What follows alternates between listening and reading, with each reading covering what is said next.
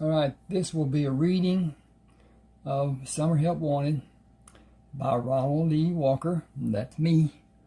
And this is a first. I'm going to try to make it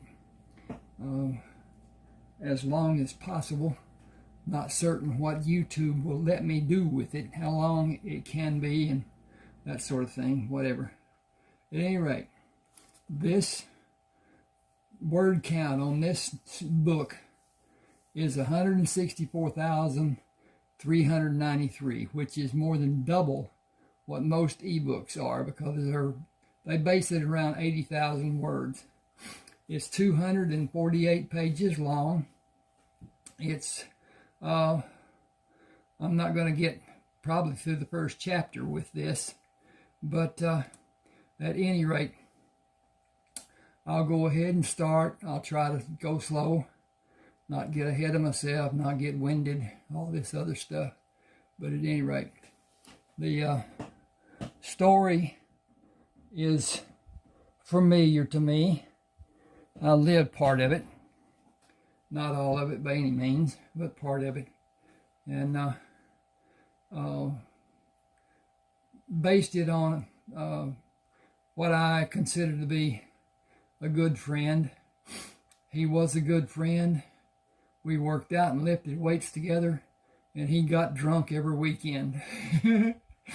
Haven't heard from him in years. Don't know what's happened to him or anything or whatever, but at any rate.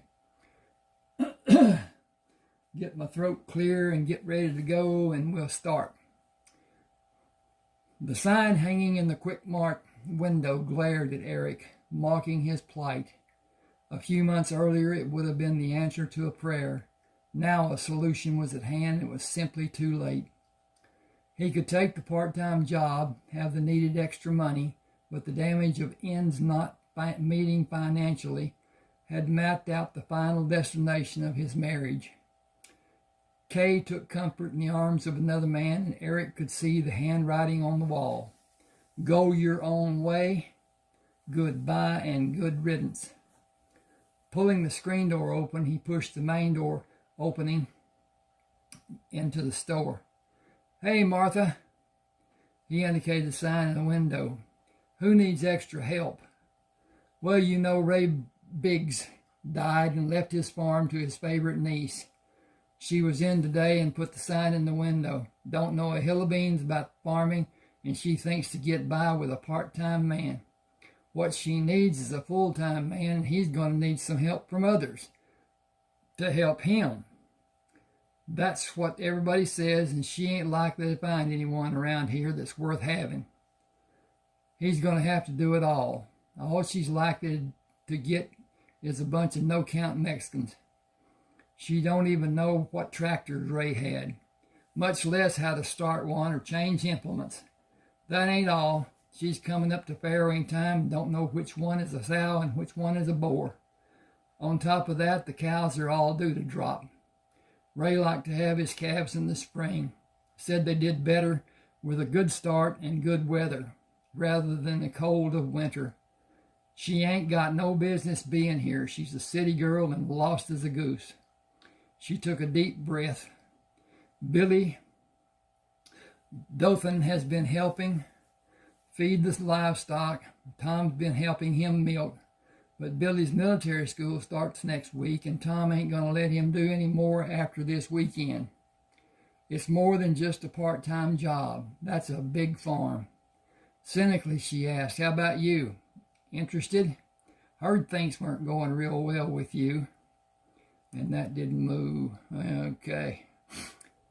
Tramble was a small town, and what people did not know, the local gossips made up with half-truth, conjecture, and innuendo. Eric ignored Martha's remark. She and Larry Priest had a standing appointment at her house for a rip-snorting weekend drunk. She was the mother of his two closest friends. Still, he held little respect for her, but remained courteous. We can all use extra money, but right now I need a loaf of bread. Kenny climbed up on the kitchen counter and used the cabinet shelves for a ladder and destroyed the one we had on top of the refrigerator. He was trying to get a slice of bread and rip the sack open. Okay, that looks good. His movement to open the bag sent pieces of bread all over the kitchen floor. He was not able to reverse his movements to get back down, and he was stuck on top of the refrigerator. He was not very happy about that. We sometimes dig a hole too deep to manage, but life is all about the averages. He had success and failure, but he will learn from the experience and find the ability to define the repercussions and formulate an exit plan later in his life. I haven't seen Clayton or Merle since last weekend. Is Patch's leg mending all right? You mean the flag race where he banged it on the gate that idiot closed? It wasn't real bad, and the swelling went down real fast. He'll be ready to ride this weekend. He's hard to beat on the barrels and flag race, but only Clayton can ride him. Only him too, and Patches won't ride double. That's why we got him so cheap. Change paid. Eric knew Patches acted badly when he was allowed the freedom. Unknown to Martha, Eric had the papers on Patches.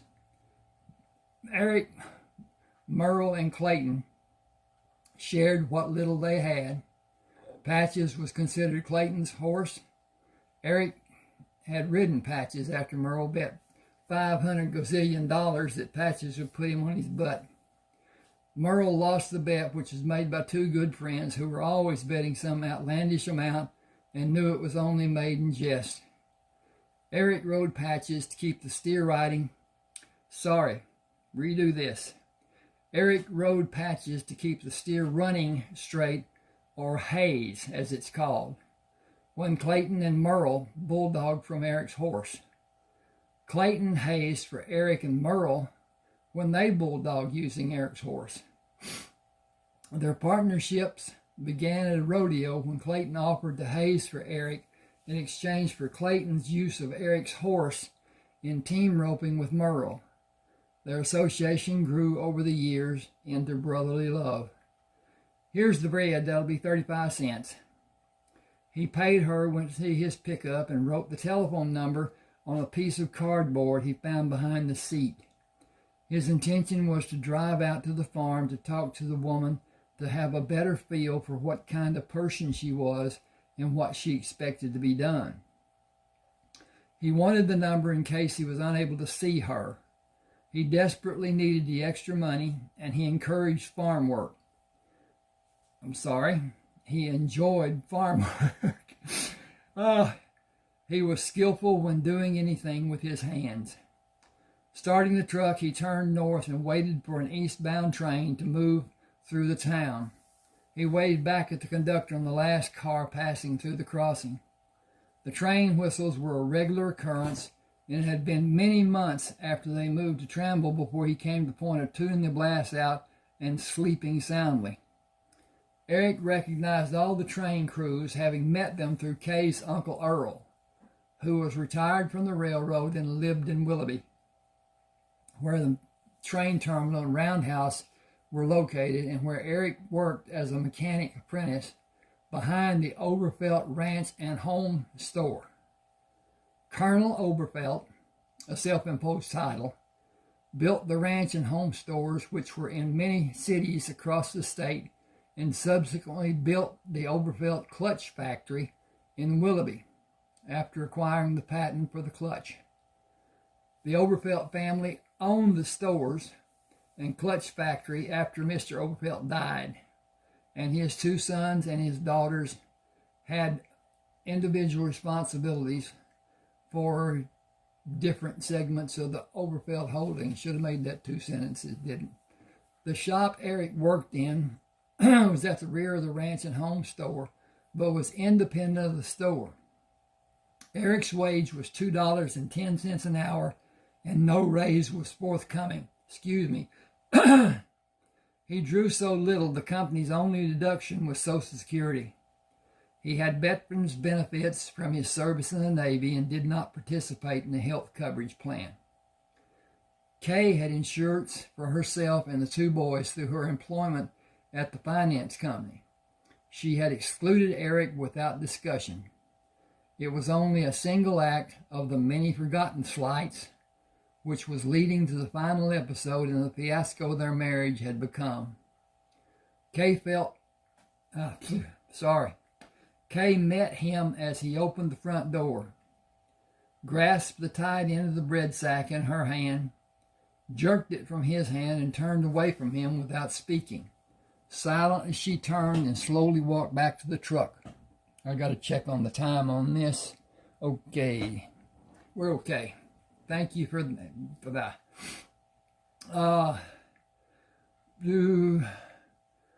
Kay met him as he opened the front door, grasped the tied end of the bread sack in her hand, jerked it from his hand, and turned away from him without speaking. Silently he turned and slowly walked back to the truck. His life was in shambles, and the end of his marriage would be the catalyst to bring complete destruction to the life he had before. He held no illusion that he could financially survive the impending divorce.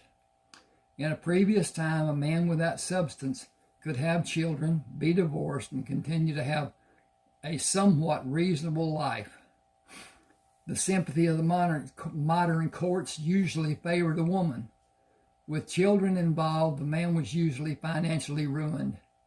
She was often granted everything, and in some cases, even more than everything.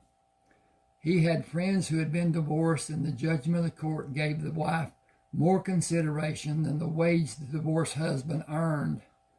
Some took out loans they were unable to repay, leading to bankruptcy and further court costs, while they became farther behind in payments to the ex-wife. Eric felt the result of the divorce would be a financial loss he could never overcome.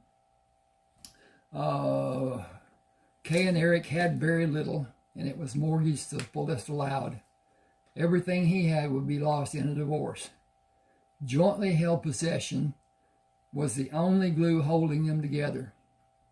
He knew they had to make the best of a bad situation and find a way to have closure from the sadness of untenable marriage. Starting the truck, he watched as Kay opened the curtains of the window to look outside. She quickly closed them when he waved. Deep sadness had torn at him for a period that seemed to have existed throughout his recollection. Tears had never been shed, and he felt a release would never happen. His marriage had died. There was nobody to lay in the ground. I should emphasize this. His marriage had died, and there was no body to lay in the ground and cover. There was no finality, no ending. Kay would now have a divorce and take the children. Her part would be played out, finished without caring. He would become a stranger to the boys. He had lost all purpose in his life. Now his only function was to make money and support those people who would soon leave him and begin a life that excluded him. His situation left him powerless to do anything, to have even the smallest hope, and he felt he was doomed to a deep, eternal sadness. A glimmer of hope came with the chance of a part-time job to offset his mountain of financial obligations. He moved the truck down the gravel street, then turned east to the highway and the blacktop road leading out to the farm. After the relative comfort of the asphalt, the dirt road leading up to the house was a jostling ride, as the headlights moved from a straight line of sight at ground level to above the horizon and almost extinguished when the rear of the truck bounced and the front nose down, then reversed the process. The washboard effect of bumps and valleys was harsh at any speed. He drove as slowly as the truck would allow, which was at least 5 miles an hour too fast. Struck his head several times on the overhead of the truck, pulled himself back to the seat as the pitch and yaw jostled him side to side, up and down, inside the cab. The engine lugged to a stop when he slowed to cross the cattle guard and enter the yard. Starting the engine, he moved up to the park on the road at the side of the wood-framed house. She stood on the porch in the dim light of evening. I'm getting all set up there. She stood on the porch in the dim light of evening when he walked around the corner of the house. Nice night for a ride. I'm sorry the lane was so bumpy. The milk trucks are making it worse every day. They make a terrible racket coming and going. There is a blade that can be pulled to smooth it, but I have no experience with machinery. Hi, I'm Cheryl. She extended her hand as he made his way up the 5 steps to the porch, pulling him gently together. Going back, she extended her hand as he made his way up the 5 steps of the porch, pulling him gently toward her when he took the final step. I hope you're bringing good news, as all else has been one bad load after another since I got here. She swung them around to bring him into the light when they began moving toward the open door. As she moved, light from the front room fell across the face of one of the most beautiful women Eric had ever seen. Blonde hair was exquisitely drawn into a bun that covered the back of her head. Eyes as blue as a pale afternoon sky, with only a shadow of cosmetics highlighting their companion lashes. He thought her nose was the most distinguishing feature of her face. It turned up slightly, and her nostrils gently flared when then rounded perfectly. Her jaw was oddly square, but the oddity only enhanced her beauty. Full lips smile, showing perfect teeth. Did I say something wrong? You look so shocked. Sorry, I expected a different kind of person than you to be here. Different in what way? Oh, he stammered, well, dressed up and more citified. Citified seems to be an expression people around here use very often. People are not often seen around here that citified would describe. I imagine Martha at the store would have been the first you heard it from. He realized he was still holding her hand and was not inclined to relinquish the comfort of its strength and softness. She did not withdraw. You came to offer your help, and I accept. I want to keep the farm at least a year. Would you like to come inside with me? I have prepared tea. We can get glasses and sit out here in the swing. I'm truly sorry, but I have nothing to add to the tea to make it more enjoyable. He did not move, but continued to revel in her beauty, prolonging the moment with further conversation. Hang just a second here, and I'll be right back. Okay, KKK. My name is Eric Treybern. I did come to talk to you about part-time work after my day job on the weekends. Considering everything involved, you should be aware of the magnitude of the labor that is needed and necessary time involved. You are about to have a whole passel of pigs in a short time interval. 27 sows could bring as many as 300 or as little as 200 pigs. Piglets, what it should be. Either count is a lot of pigs for one person to attempt to manage, if he is alone. The babies need to be protected. The sow will flop on them when she lays down, and her weight will crush them. Whole litters have been lost without crates being used. He paused, wondering if it's more than she might digest. Then you must break off the prominent teeth of each piglet, or the sow's teats will be severely damaged, and the little shits will use them against the other litter mates, if they are not removed. Removing the teeth can only be done in a fashion that requires expertise in knowing where the break is done to not hurt the pig. He looked at her to be certain she was not squeamish about doing what was needed. The tails need to be cut off so the other piglets can't chew on them and maybe cause infection. The nabils must be dipped in a solution to prevent infection. He paused and continued when her expression did not change. Then the calves are about to be born. It is an involved process if all goes. Excuse me. I'm going to start this over. The calves are about to start dropping. It is an involved process if all goes Well, all the fields have been plowed and only need to be disked and harrowed before planting. If we are planting soybeans, I would assume we will drill rather than plant. There is a flock of planting that needs to be done, and I only have so much time to give. Fences are a constant battle to keep mended. Counting the beef and the dairy cows, there are over 250 head of mature cows on this place and 2 other pieces of ground located across the road. As she leaned closer to him, he held his breath, afraid she was going to discover something about him which would be a reason or just a feeling sufficient to cause her to mistrust him and not want him to work on the farm. You seem to know quite a lot about the farm. I helped Ray. We were friends. He was one of only a few people that I could feel secure enough to talk with, to tell my fears, my hopes, my desires, even my hurts. We shared a lot. It's a small town. He stiffened and his grip on her right hand tightened slightly. A look of anguish clouded his expression. It's a small town and everybody knows everybody's business, or they think they know. You will learn sooner or later that I am married, but it's in name only and it's near a divorce. The slightest thing imaginable may be the mechanism to make her leave. We barely tolerate each other, and each of her family members is a sadistic nemesis to me.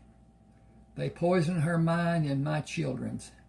There are 2 boys. Kenny is the oldest. He will be 3 in 2 months.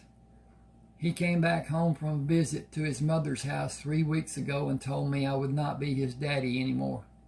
He said his aunt and uncle had told him I would not be. He paused to strengthen his composure.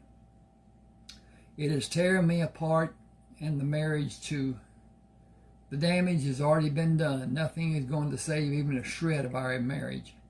I hate to tell you, but the youngest child's origin is at best dubious, as we have not had sex in God knows how long. She tried to tell me that we make love in our sleep. When I didn't immediately go along with that explanation, she said she got me erect in my sleep and I got her pregnant. He paused again. She is involved even now in an affair. I only say this to you because I would rather you hear the truth than the gossip. The townspeople may be what will eventually drive her away because they all disrespect her and openly shun her. There are some who will purposely drive down the middle of the street and make her move her car out of the way. He seemed to see her reaction and continued. Willoughby has 2 branches office of the finance company that she works for. The woman who got her the job works at the other office. She has not spoken to Kay in over a year, and she lives on the other side of Tramble. Eric hesitated. The only possible outcome is Kay's leaving. It's just a matter of time. We will lose most of what we have. I have no idea what the judge will do to me, but his record leans toward helping women. With all that said, do you still want me? Oh, yes, absolutely. I had no idea about all the work that needs to be done. I only thought I would have someone feed the animals and milk the cows. Please come inside. Then come out here with me. I have enjoyed the night and the moonlight on the lake. I think you need to talk. I know I need to talk to you. She moved toward the door, turned back to look at him when he released her hand. She took both of his hands in hers and brought him into the light. So much sadness at such a young age. How old are you, 23? I just turned 26 in January. I was a New Year baby. You were born the 1st? Astrologically, that makes you very special and very talented, and a very hard-line realist. At times too realistic and not imaginative. You have a hard time seeing opportunities because your view is sometimes so stiff. That's pretty evident, judging from what I've done in my life so far. I joined the Navy when I was 17. I enjoyed the plane flight from St. Louis to San Diego. It kind of went downhill after that. I was far too young to be in the Navy. I hated it and most of the people I met while I was in. I got out before my 21st birthday. She pulled him closer. I was 23 when you were born. I was working on my degree in my last year of college. I took 3 years off to travel after I graduated. After that, I got my master's degree. College days were fun times. A lot of beer parties and a lot of other things. Those years helped me form some very important bonds and have led to contact with some very important and influential people. My major in college was in business. I enjoy my work, but I think I might give up a full-time work to live here and only work part of the time.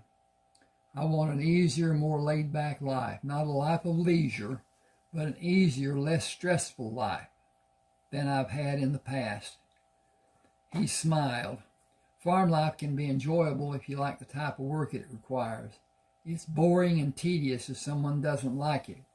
I like doing the chores and farm living, but I would like to relax and do idle things like watch television sometime. Ray didn't want one. He said it was the devil's tool, and he may have been right about some people letting it take up all their time. I need to check the time. I'll be right back. Okay. Yep, we're about to finish. Okay. She poured the tea over ice in 2 large glasses. If you take them out to the swing, I'll bring ice and a tea pitcher. Eric placed the 2 glasses on the stand, which stood between the wall of the house and the swing, then sat on the swing on the side away from the wall and held the swing in position until she could be seated. She sat on his right side, handed him a glass of tea, swung her left arm over his head to rest on the back of the swing. Her left breast pushed into his right arm. He moved the glass from his right hand to his left and put his right hand on the top of his thigh. She stopped him as he raised the glass to drink. Let's toast our partnership. She pushed her glass to his, turning her body farther into his.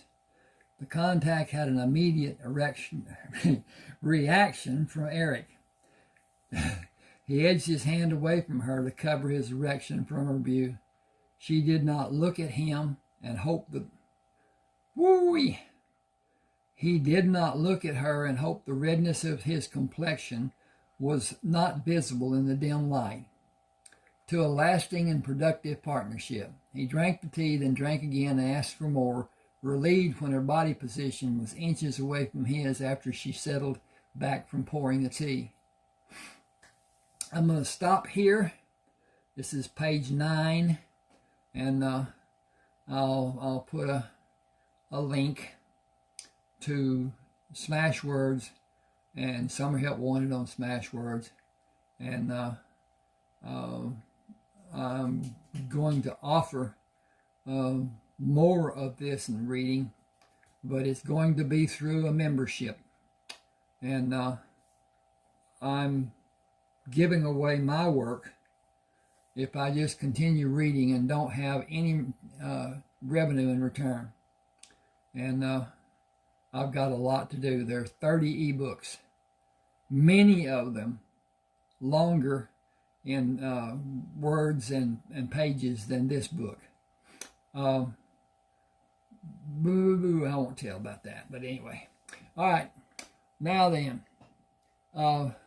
please subscribe to my channel and hit the like button, hit the share button, comment if you like. Let me know if you want to join and become a member of my little club and donate. And then I will publish the videos, and they'll be seen only by members. And that's a part of what YouTube tells us to do, but one of those things too. At any rate, like I said, subscribe to my channel. Thank you for being with me.